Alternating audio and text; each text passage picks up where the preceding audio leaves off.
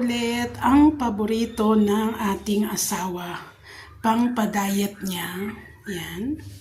Diet daw siya. Epektibo naman. Siya ay bumaba na ng 2 kilos. Ayan. Kaya kain-kain lagi ng papaya. Siyempre, babalutin muna ng plastic yan, isa. At ito kakalahatayin pa rin natin. Ayan, dyan muna sila sa refrigerator para bukas makalawa. Sila naman ay ating gagayatin. Heto lang muna ang ating gagayat-gayatin.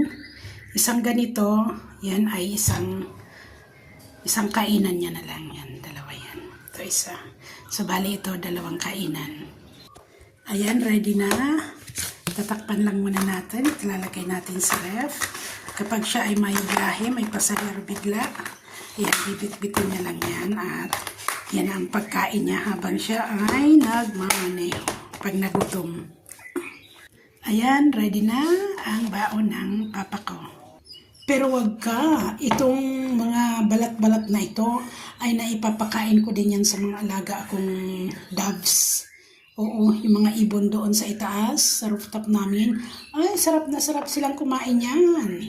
Kaya yan ay may pakinabang pa. Pati buto-buto yan, kinakain nila yan lahat.